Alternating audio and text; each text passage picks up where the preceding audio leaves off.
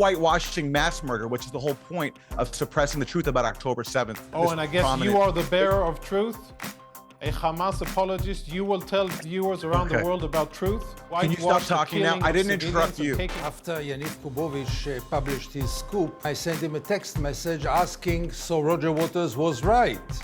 And he answered me, no, don't go so far. Israel, for 100 years, is denying the catastrophes of the Palestinian people. Not everyone who criticizes Israel is a BDS supporter or an anti-Semite or a marginal propagandist. No, there are many people of conscience who cannot see the scenes from Gaza, the scenes that we don't see in Israel. Thousands of anti-war protesters blocked highways at the weekend as they demanded an immediate ceasefire in Gaza and the urgent resignation of Israeli Prime Minister Benjamin Netanyahu. But these weren't radical students on an American campus, nor anti-Semites who believe Israel has no right to exist. They were Israelis protesting in Israel. And now, exactly 9 months into what is starting to feel ominously like a forever war, they represent the views of an increasing and global majority. Hamas has not yet been defeated. Scores of hostages remain in their captivity. Israel could face war on a second front as Hezbollah intensifies its attacks from Lebanon.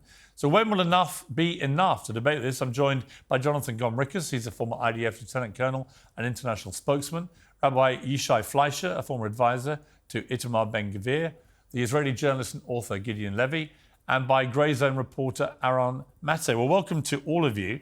Let me start with you, if I may, Jonathan Conricus. And it's to do with something that's been reported by the Haaretz newspaper, that the IDF, and I'm assuming you would have knowledge of this if it's true, ordered the Hannibal Directive on October the 7th to prevent Hamas taking soldiers captive. And this is something known as the Hannibal Directive, procedure or protocol, an Israeli military policy that stipulates the use of maximum force in the event of a soldier being kidnapped, the premise being that it's better to kill your own than let them be abducted and taken across the border into Gaza. Is that true?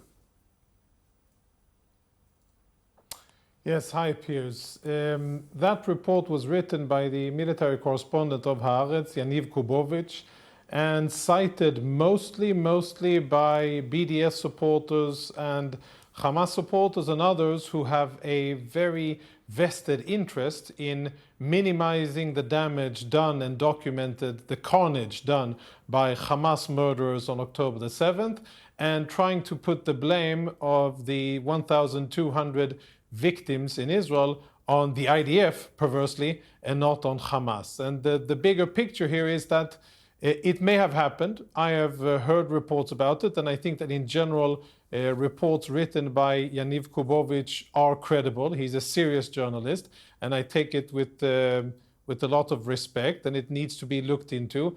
And at face value, I wouldn't immediately rule it out, because as you know very well, and you have reported about it as well, October 7 was the most chaotic day in Israeli history. There was absolute mayhem on the ground.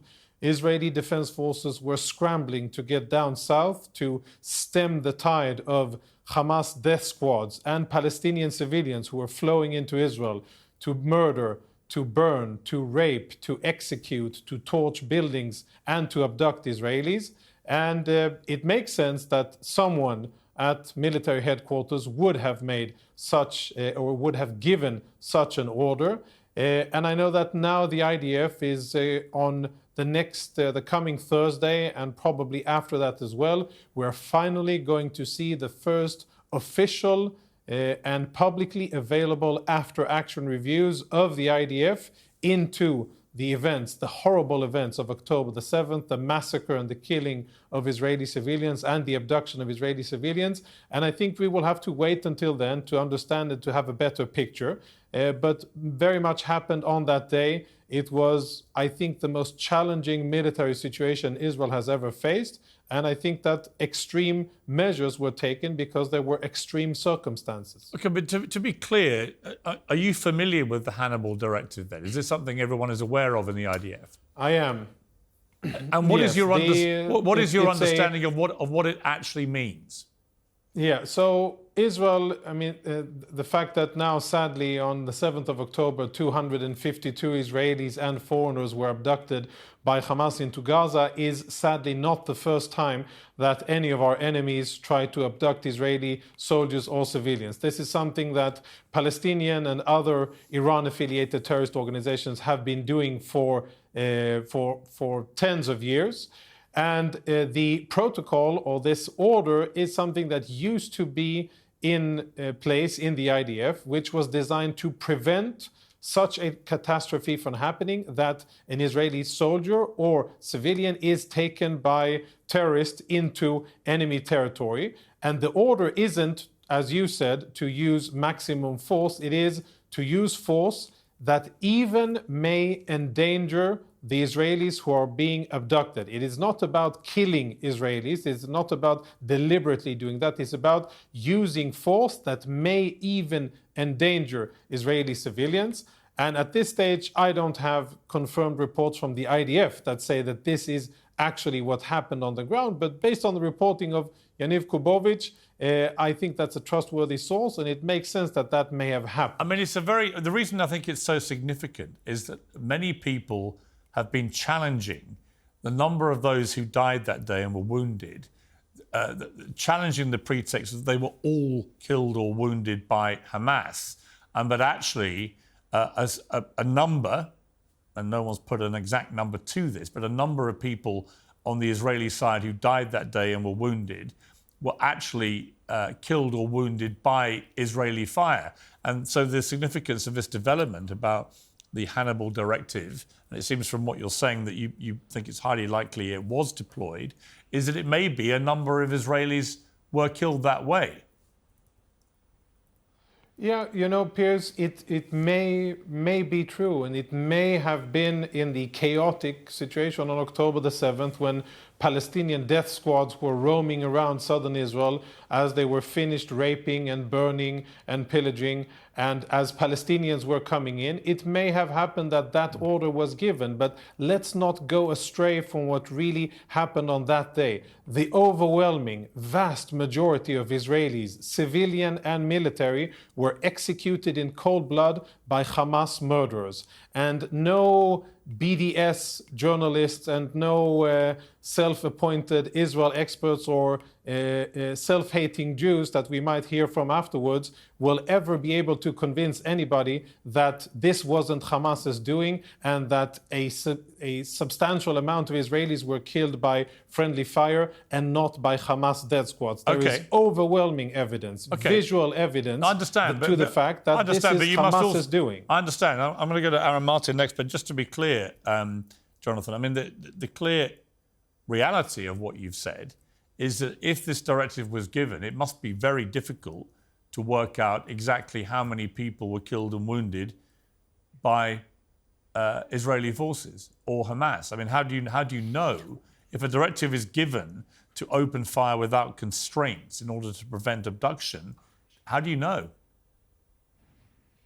Well, that is something that they'll have to look into. And, you know, it took Israel, with the world's most advanced after-action review and genetic forensic detailing with dentists, etc., and sifting through remains of charred bodies. It took Israel more than 3 months to actually establish the amount of Israelis killed, and up until just a few weeks ago, we were still getting reports of Israelis who were now confirmed dead and actually not taken hostage. That is the magnitude of the tremendous job here of understanding what happened on October the 7th. And of course, BDSers, Hamas apologists, Israel haters, and other Iranian propagandists, they will go and they will pounce this with great joy as if to say, oh no, this wasn't a Hamas attack, this was Israel's doing and Israelis killed themselves. I think that is utter nonsense. Utter nonsense, because this was a rampage by Hamas terrorists. That is inarguable. The question is exactly who was killed by who. Aaron Maté, you've been listening to this. You've actually been reporting about this Hannibal Directive, I believe, for quite some time. You know, hearing Jonathan Conricus, who was a former IDF international spokesman and obviously was in the IDF, hearing him concede that this was highly likely to have happened. What is your reading of this? It did happen. That's been known for a very long time from Israeli military sources and witnesses who reported seeing Israeli forces fire on them on October 7th. The difference is that now, finally, an Israeli newspaper, Haaretz, has acknowledged this, and more Israeli military sources have come forward. The reporting from Haaretz says, according to one source, that the order was to turn the south of Israel, that frontier with Gaza, into a killing zone, which is exactly what happened. It underscores that Israel has no concern for civilian life, not just inside Gaza, but also its own people, because it did not want to have Hamas take captives that could be used for negotiations to free Palestinian hostages. And that's been lost here. There are thousands of Palestinian hostages in Israeli dungeons. And a major goal of Hamas here was to take captives and use them as leverage to free Palestinians who have been in Israeli dungeons for years and years and years. And excuse me, I didn't interrupt you. I did not interrupt you. I did not interrupt you, despite your many falsehoods. No, but what you're saying now, is disgusting. Excuse me. You're I didn't interrupt you. Hamas's murder. And you're whitewashing mass murder, which is the whole point of suppressing the truth about October 7th since it happened. We have not heard. Oh, and I guess you are the bearer of truth, a Hamas apologist. You will tell viewers around the world about truth.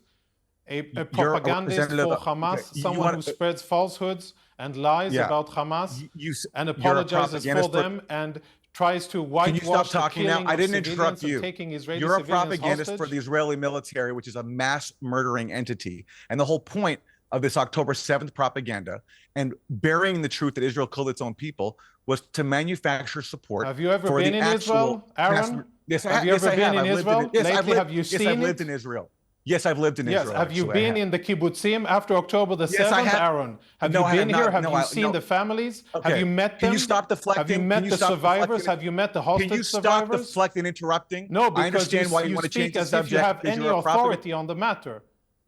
Okay, I speak as someone who's concerned with facts. You speak as if you know anything. You speak as if you know Israeli civilians, as if you know what Hamas did on October the 7th. I understand your job as a propagandist. You haven't been here. You haven't watched Israeli civilians murdered by Hamas. I understand you're doing your job, but I'm asking you to shut up now because I didn't interrupt you. You're a propagandist for mass murder, which is why you're trying to shut me up. You're still just a petty Excuse me, Hamas apologist. Stop talking. I didn't interrupt you. I let you spew on for minutes. I did not interrupt you. Now, the reason why you went to interrupt me is because I'm acknowledging the facts, which is that Israel did kill its own people on October 7th and hid that truth to manufacture support for its own mass murder campaign inside of Gaza, which has killed tens of thousands of people. That's the atrocity unfolding before our eyes right now. Aaron, let me jump in here because, Aaron, let me ask you. I mean, it is quite clear from their own admission through the way they were live streaming a lot of the barbaric acts they were committing that Hamas murdered many, many, many people that day. You presumably accept that. There certainly were atrocities on October 7th. Yes. Right. I mean, how many people do you believe Hamas killed and wounded? Well, the point is there should have been an independent investigation of this from the start, which Israel has I'm sure people... Because, I'm just asking logically, you. Excuse me. You're a journalist. You'll have seen all the same stuff as me, right? You'll have seen Hamas terrorists openly boasting about the horrors they were committing. It seems to me that it is indisputable that the vast majority of people who were killed that day were killed by Hamas. Now, what is significant? What is significant to me is the revelation that this Hannibal Directive was issued means that there was clearly some people on the Israeli side who were killed by Israeli forces as part of this open fire without constraints, even if it imperils the lives of Israelis. I don't think we know yet what the split is in terms of numbers. But I think to try and pretend, I mean, you accuse Jonathan Conricus of deflecting, but to try and pretend that the vast majority of people who were killed and wounded that day were not killed and wounded by Hamas would also be a deflection of the truth, wouldn't it? It would be a deflection of the truth to insist without evidence that the vast majority of people were killed by Hamas. We don't know because there has not been a credible independent investigation, which Israel obviously wants to stop. Now, think of it logically here. Certainly, yes, Palestinian militants committed atrocities on October 7th. But think of it logically. If now you have confirmation from an Israeli newspaper and Israeli military sources that a directive was issued to turn that area into a killing zone, And to achieve that goal of preventing anyone from crossing back into Gaza. Excuse me, said. that's exactly what Haaretz reported. I didn't interrupt you. I'm going to finish my sentence. No, that If isn't that what directive, was said. excuse me, It if that wasn't a directive killing is, zone. that's No. exactly what it says. No. It says in Haaretz, excuse me. That's what it says. I'll post it online afterwards. Well, the People can check fact for that it themselves. says so in Haaretz Okay, excuse doesn't me. make it true. And if you're citing a that's what it source, is. please be specific. And it's a Yeah, matter of real consequences. I did, To and you're say lying that about my the source. directive The was Israeli- to turn it I'm into a quoting an killing Israeli zone military source. isn't correct. All right, well, hang on. Quoting Okay, an hang Israeli on, military source. hang on, please. He's interrupting about. When Let you me finish talk my over sentence. each other, it's very hard to keep up with it. Let me bring in Yeah, Gideon. well, I'm not Let me talking bring over in him. He's Gideon talking because over me. Gideon No, actually. I'm going to finish my sentence. I'm going to Well, finish your sentence, and I'm going to go to Gideon because he actually has work for Haaretz. If one of the most sophisticated militaries in the world is employing a directive to turn the area into a killing zone and using its weapons of war, including Apache helicopters, then it's very plausible to assume that, yes, a large number of people were killed by Israel's own forces. All right, Gideon Levy, I mean, Haaretz has written this thing, and it's gone around the world like wildfire, precisely for the reasons we're seeing in this debate, which is that it does, of course, now raise obvious questions of how many people were killed by who on that horrible, infamous day. What is your understanding? What is your... You've seen what this report says. What is your understanding? After Yaniv Kubovich published his scoop, I SMS'd him. I sent him a text message asking, so Roger Waters was right. And he answered me, no, don't go so far. I've been to the south of Israel 48 hours after the 7th, on the 9th, and I saw a slaughterhouse. I have no idea how many of them were killed by Hamas and how many of them were killed by our own soldiers. But let's remember one thing. Whatever happened there, and terrible things happened there, and I am the first one to object any denial, because denial doesn't lead us to anywhere. But whatever happened there does not justify by any mean what Israel is doing in the last 9 months. And that's the main point. Was it partly by Hamas and partly by Israeli soldiers, or was it only by Hamas? Nothing can explain or justify slaughtering 38,000 people, most of them innocent people, most of them women and children. And I want to tell Jonathan, or Jonathan as you call him, not everyone who criticizes Israel is a BDS supporter or an anti-Semite or a marginal propagandist. No. There are many people of conscience who cannot see the scenes from Gaza, the scenes that we don't see in Israel. There are many people of conscience who blame Israel, and rightly so, and there are few Israelis who cannot see it and are ashamed for being Israelis when those things are happening. You don't need to label them as anti-Semites. They are people of conscience. I wasn't labeling them. I was referring to our panelist. I wasn't Sure you labeling did. a lot of other people. Sure I you was did. referring to our panelist because I know he was up next, all and you I've can do seen is his call Twitter people feed. names. I've Yes, seen as your an apologist Twitter feed, from which is If just flowing with if I may, joy I'd like over to bring in this the only Yes. panelist who's not so far spoken, Rabbi Fleisher. Your thoughts about this? First thing is, I want you to know that I served in Lebanon in 95 and 96 and in the Second Lebanon War as a combat soldier and Israeli paratroopers. Yes, we had the Hannibal protocol that could take into effect because we knew what would happen if our people would be taken hostage. They would not only be used as a card, they would also be tortured and abused and raped and who knows what else.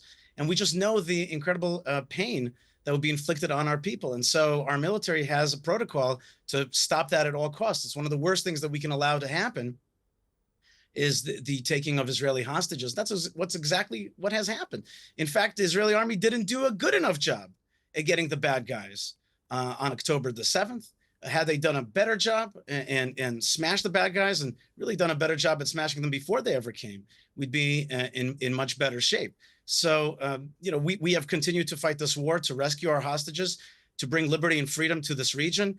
I mean, I agree with everything that Jonathan says, but the other two panelists, for God's sakes, I can't disagree with the characterization that they are Hamas apologists. They literally are apologizing for Hamas on this program. At the end, Hamas is not a machine of rights. It's a machine of suppression.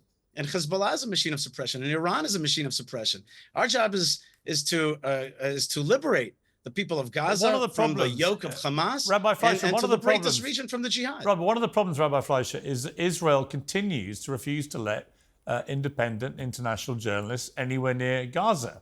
And as long as that continues, there is the ongoing. There's the ongoing. Piers. Well, it's true. I know most of my journalist friends who are war correspondents cannot get in there, and this secrecy which Israel is insisting on having about the warfare it's conducting, I don't think helps Israel, because what it does is it leads to a lot of conspiracy theories raging, a lot of stuff that may or may not be true getting out there and being fueled on social media.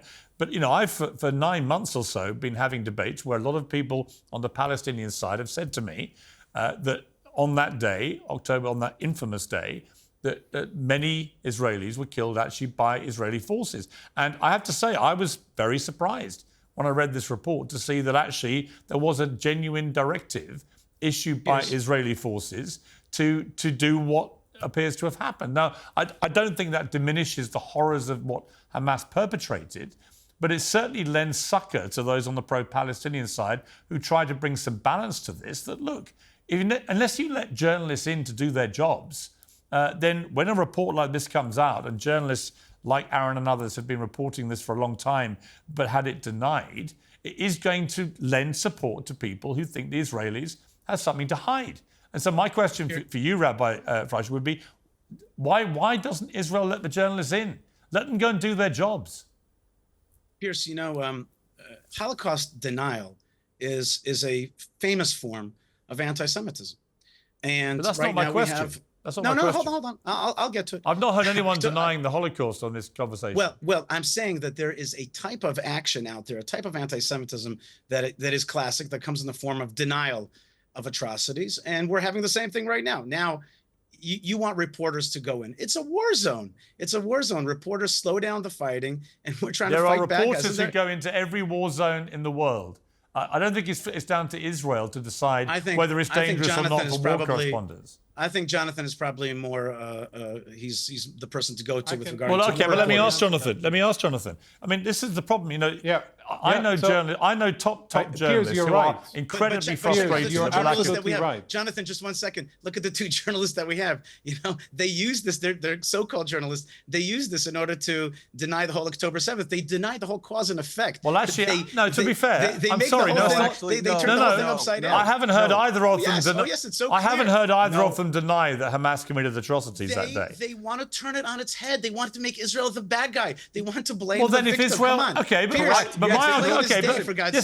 they're denying what happened, but and they're turning it on its head. It's simple. But I've had many people on the pro-Israeli side for many months denying that Israeli forces killed their own. And now I'm hearing that actually it's highly likely... It's impossible to deny that. That's called the fog of war. Every war's got that. Friendly fire is one of the biggest problems. There's a difference between a fog of war and a deliberate Israeli policy of this Hannibal Directive, where you will open fire without constraints, even if it endangers lives of Israelis. So there is I'm sorry. There is a difference between the two things. Let me bring in Jonathan again. Jonathan, on this issue of journalists, why don't you let them in?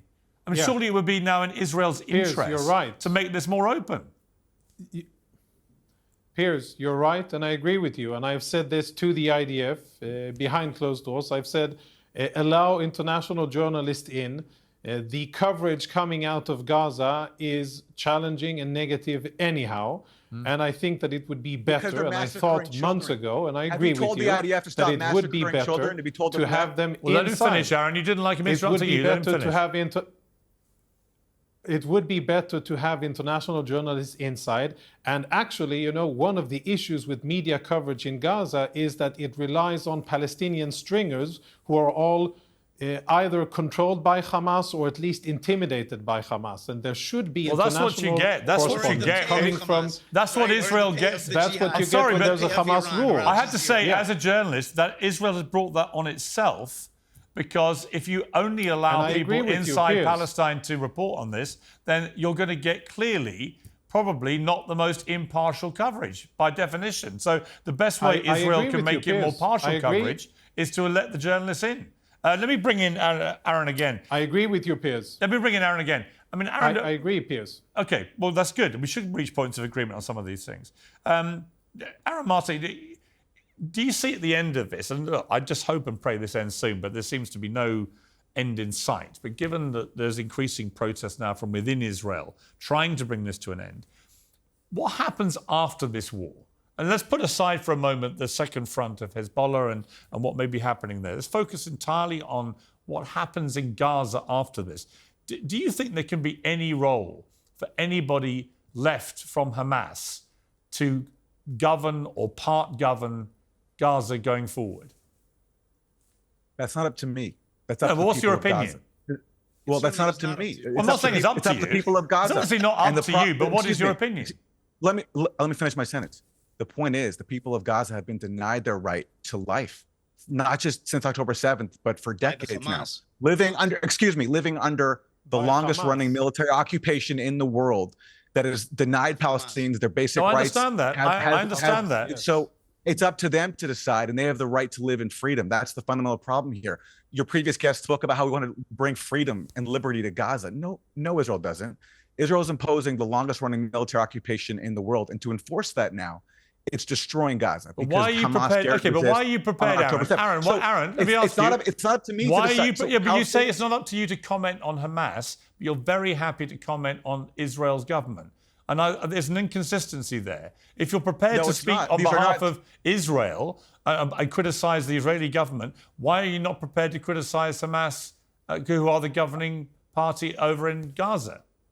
I'm very well prepared to criticize Hamas. My friends in Gaza are not big fans of Hamas, but my point is it's up to them. And there's no parity here. We're not talking about two equal sides. I'm asking you for your opinion. We're not, okay, I'm telling you my opinion. I'm telling it to you. We're not talking about two equal sides. We're talking about an Israeli regime. I'm not saying we are. That is running the longest running military occupation in the world. Do you think, given what they perpetrated on October the 7th, can there be any possibility of any peace going forward, so long as any single person from Hamas remains in any kind of government position going forward? By that standard, no Israeli has the right to govern because they've been perpetrating not just atrocities. But again, you're deflecting. You're doing the very thing you chose. I'm not. You're doing the very thing you accused Jonathan of doing. I'm going to come to Israel's government. I'm going to come to the Israeli side. But right now, I'm asking you about Hamas, who took over in 2005 and who, by their actions on October the 7th, to me, made it absolutely crystal clear they are not able to govern that country anymore or govern Palestine anymore. And so my question, I think, is a legitimate one. As we come out of this going forward, there are some people who think that whoever's left from Hamas should be allowed to continue to have some kind of governmental role. I say that is for the birds, that you cannot have anyone from Hamas involved in any government in Gaza going forward. There are legitimate questions, by the way, about a number of people in the Israeli government. I don't think Netanyahu should stay. I don't think Ben-Gvir should stay. I don't think Smotrich should stay. But right now, I don't see any role for anyone from Hamas. Do you? Okay, and I'm going to answer your question. It's up to Palestinians because they're the ones being occupied.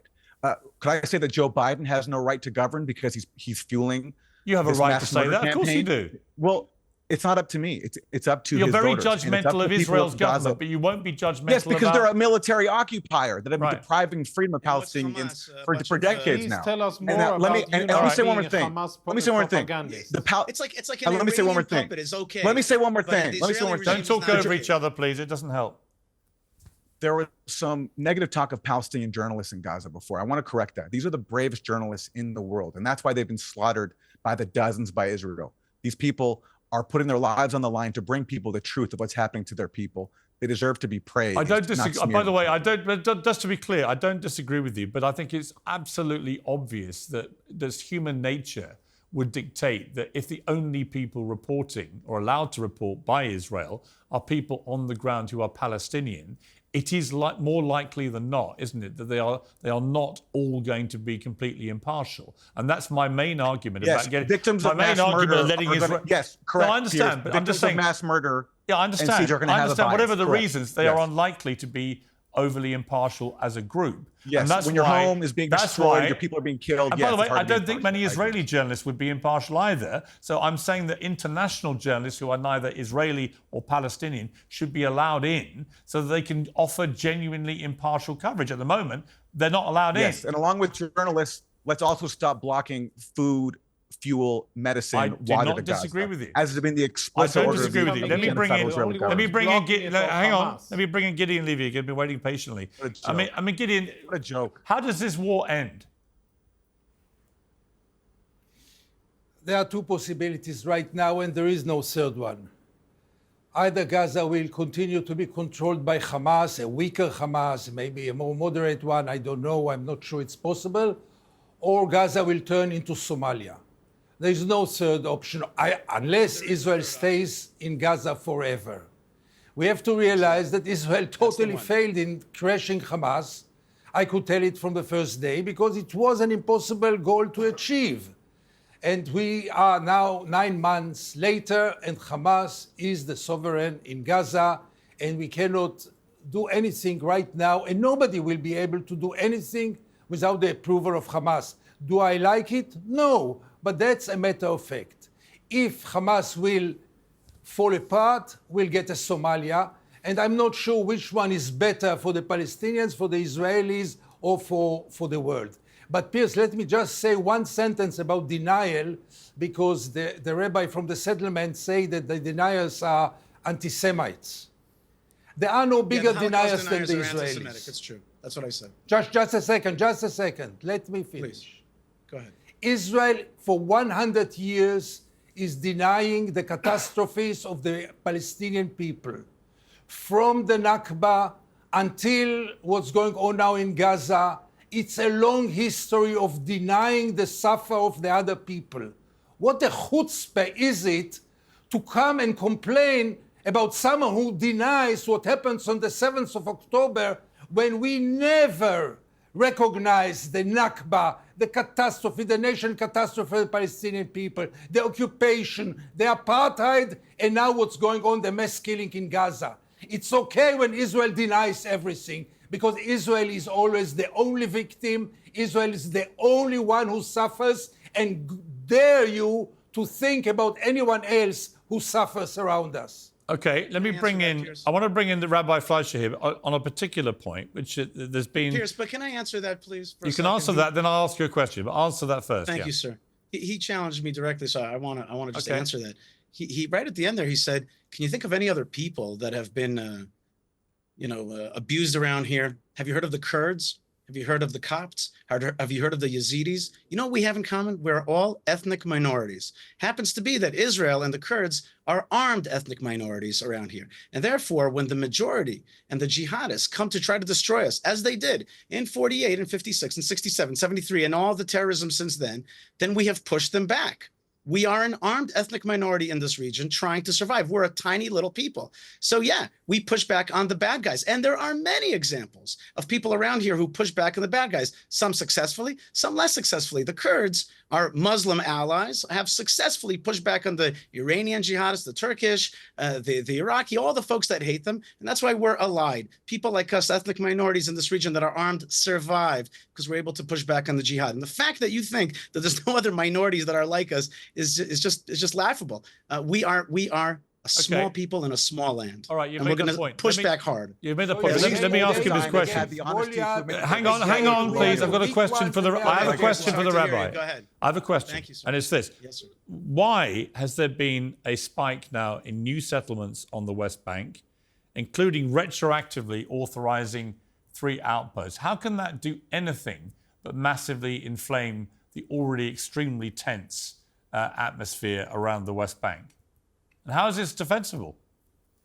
It's not only is it defensible, it's the only way forward. The only way forward is for the Jewish people to live in their land, to push back on the Palestinian Authority and the Hamas and those entities, to assert sovereignty, So hold on one second. I'm not American. I was born in Israel. My parents were Russian refuseniks. Read the freaking Wikipedia. For God's sakes, I served in the army here and I just came back to the reserves right now. Please do me a favor. Do me a favor. I was born in Haifa. I speak Hebrew and English. You are a Canadian from nowhere. You have nothing to do with anything. You're a Russian. All you know I is apologize. Discordia. You're a Russian settler, not an American settler. You're just stealing Palestinian land. You're nothing but a talking head on TV. You have nothing to do with this land. You're a Russian you have seller, nothing not to an do with this American place. Keep saying Correct. it. I have nothing to do with mass murder and apartheid. Go back to Canada yes, and your little books behind you. You have nothing to do with this region. You don't speak the languages of this region. You're not from here. You never served here. I spoke to Arabs not from there either. You're not from here. I was born in Haifa, Israel. My parents fought to come to this land from the Russian Soviet regime. And you are just a Canadian sitting out there sniping with your little understandings of things. Go back and read another book. We have a lot more common ethnically than you do with anybody from that land. Do me a favor. I am an ethnic Jewish person, which is a Judean from this land. Listen, we have the same DNA as the Arabs. Almost the same language. Fascinating though it is where you both come from. You're the same DNA as the. Look, fascinating though it is. Can we get back to the question, Rabbi Fleisher? I want you to justify the expansion of the settlements. Today at a well. How do you justify talking about the future? This guy, he's in Canada. Rabbi Fleisher, if you may, how do you justify Arabs at a well at Hebron? Hang on, please. Can I talk, please? Destroying it, which is what Israel does. Please let it go. Yes, sir. Rabbi Fleisher, how do you justify the expansion of settlements at this particular time all over the West Bank? I don't justify it. I laud it. I'm proud of it. I can't be prouder about this government. And finally, we are resettling our land, our small land that pushes back against jihadism. This is correct in terms of security. It's correct in terms of pushing back on jihad. It is also our legal land that we purchased, that we won in wars, that is our ancestral land. You dig in the dirt, and that's where our history is. All right, let me ask the same question. Let me ask the same question. Wait a minute, Piers, hold on. This is the important point. You asked about the future of Gaza. Future of Gaza is the same. Israel's going to govern Gaza. Israel's going to govern it first militarily, then it's going to resettle it. Decent Arabs who are post-jihad, anti-jihad, who are pro-Israel and want an upward mobility in life, they're going to become residents of this land. They're going to have a future, not under jihad, but under normalization. And the Jewish people are going to live in our tiny land, especially in Judea and Samaria, the so-called West Bank. Okay, Jonathan. In short, he's saying we can steal Palestinian land because God promised it to us. It's not Palestinian land; it's our land. You just don't know your history. I'm actually curious. I'm curious what Jonathan Conricus thinks of that. What you've just heard. Do you agree with him? Well, I think that, I want to connect first of all, I think it's very interesting that we are 4 men. I think all of us probably born Jewish, if I read the Wikipedia's right, and with quite a diversity of views on topic. 3 of us live here, 1 doesn't, but we have very strong views on this topic. And I think it's interesting, the day appears that you will have 4 Muslim guys, 2 of them speaking positively about Israel and 2 of them speaking on behalf of Palestinians, then I will know that we have made tremendous strides forward. Until then, it'll be a lot of infighting here. Regarding what you asked about the future of Gaza, and I want to connect with what Gideon said. Please let him finish speaking. And I want to connect with what Gideon said and Rabbi Fleisher. I do not agree with Gideon Levy about and I'm not so certain as if I have a crystal ball and I know what will happen in the future of Gaza. I do not think that the only scenarios are either Hamas or a Somalization of Gaza. I think that there is a chance, and it has to be nurtured, and it has to be fostered by diplomacy and international leadership and Israeli leadership, which at this time I do not see. And I lament the fact that I do not see it. But there is a third possibility, an option of Israel for a short period of time controlling the Gaza Strip, and then with international assistance through a regional Arab peacekeeping or rebuilding Gaza force, comes in and starts the long and tedious process of rebuilding Gaza, of de-radicalizing it, of freeing it from Hamas, which will take a generation to re-educate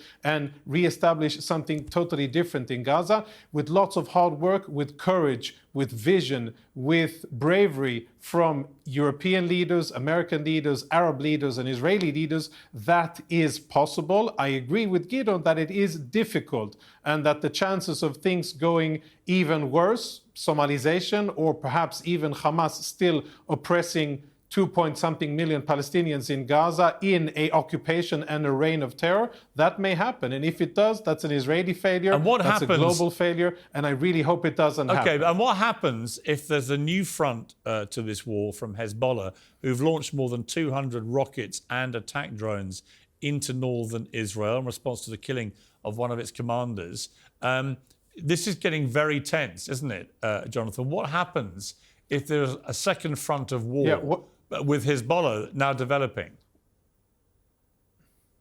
So then we will all see and understand the magnitude of Iranian strategy against Israel. And I think that we would be very close to a regional war, and not only a war between Israel and another, the number one Iranian proxy, but something that could possibly engulf the entire region. And if people around the world are concerned about civilian suffering and casualties and the horrors of war that we see in southern Israel and in Gaza, where people are suffering, and I acknowledge that, Gideon, and I see and understand the suffering, and I do not belittle it, but the fact that our suffering, Israeli suffering, matters more to me doesn't mean that I am obtuse to their suffering.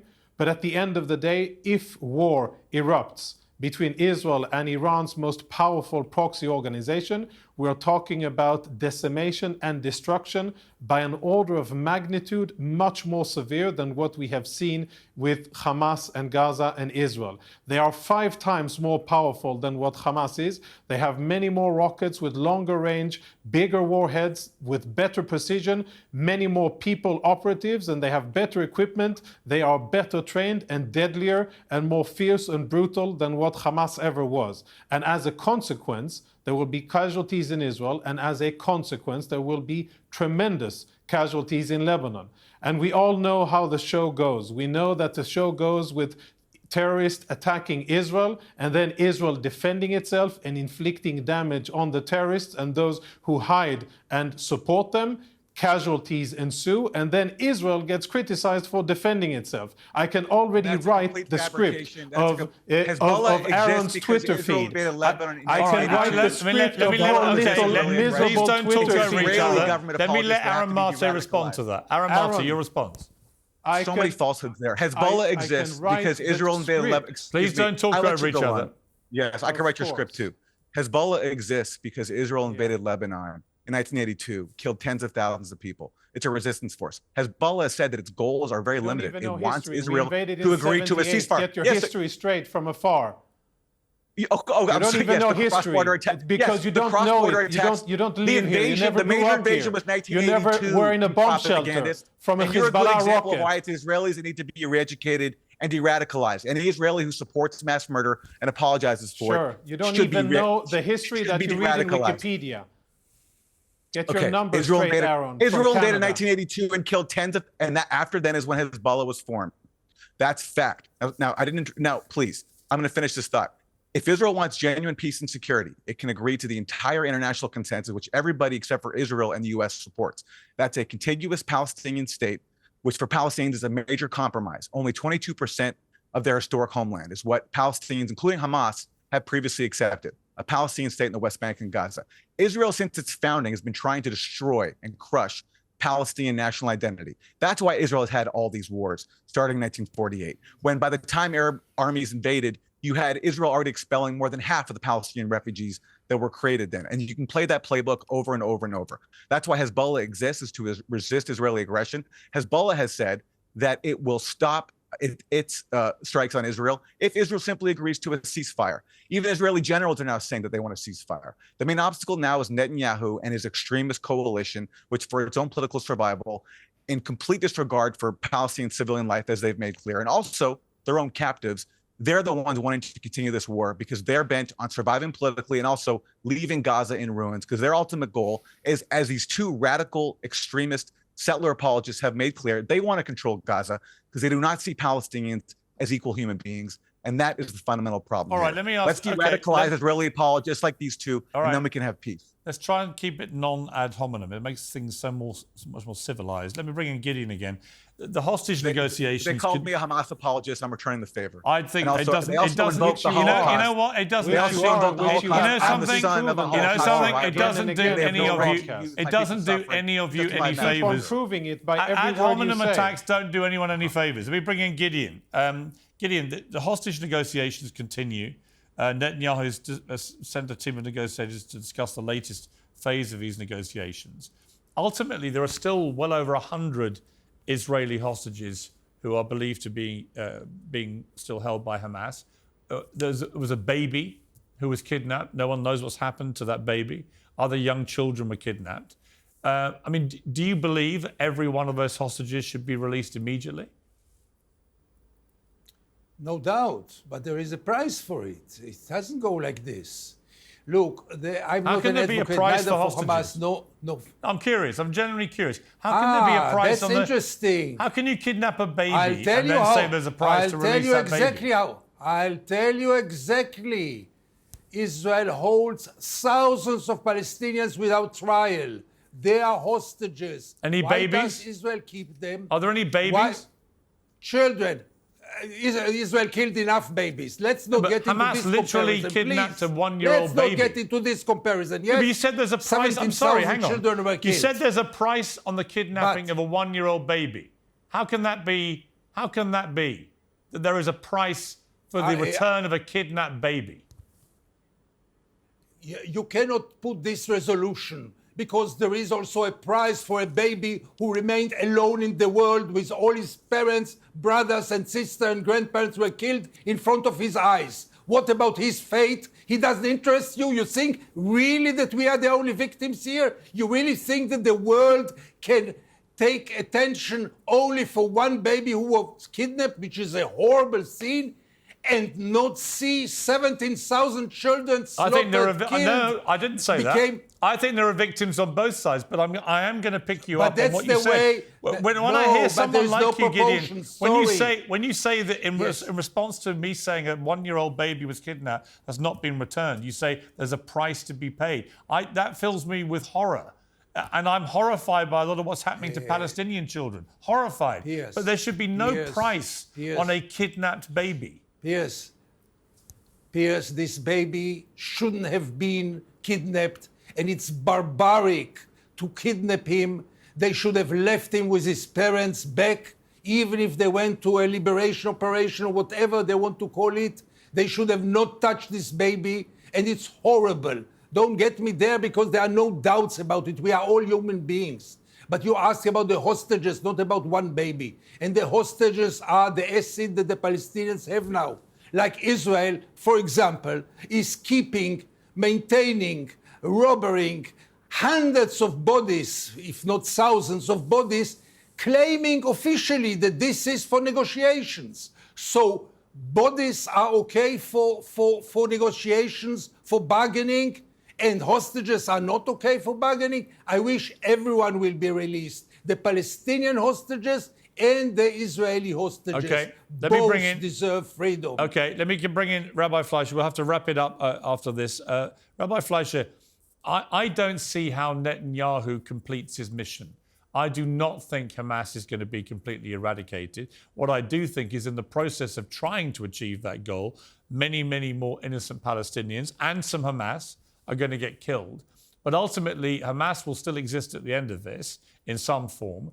And the ideology which fueled Hamas will, in my estimation, have only been exacerbated by the events of the last 9 months, not eliminated. So I don't see how Israel comes out of this stronger. I think Israel comes out of this in a more perilous state. Why am I wrong to think that?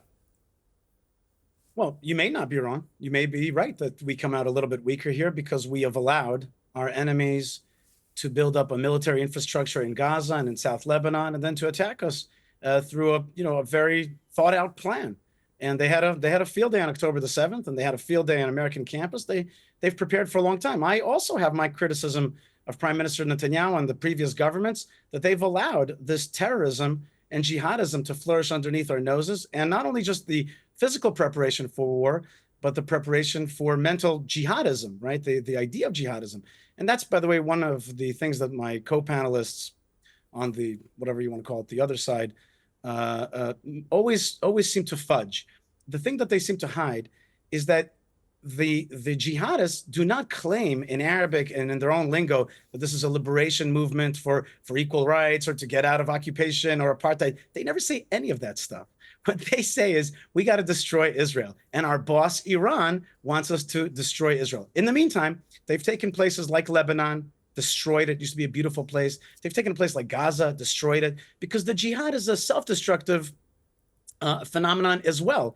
It destroys its own societies because it's filled with hate and rage, and it directs money instead of into hospitals and building and schools into war machines. Israel has made a mistake that it has allowed.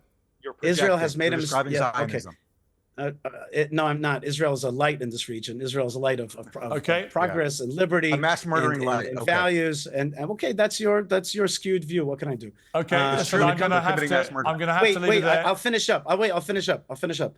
My point. Thank you, Piers, and thank you for letting me be on the program again. I want to say that Israel does have a future because it's going to wake up through this. October 7th is an awakening process. We're not going to let the bad guys grow again beneath our noses. We're going to, as Jonathan said, we're going to go through a re-education process. We're going to get rid of jihadism in this region. We're going to hold on to our land, and we're going to allow new partners, if it's the UAE or Saudi Arabia or Morocco or others around the world who want nationalism, who want family values, who want the Bible, who want patriotism. A new axis is being formed of anti-jihad, pro-family, pro-values kind of axis, and that axis is going to clean the world from the jihadism that has taken. I have to leave it there, but thank you to the panel. It was an excellent debate. It got heated at times, but it's bound to. But I do think when we resist the temptation to go ad hominem, we all learn a lot more, and I thank you for joining me. Thank you.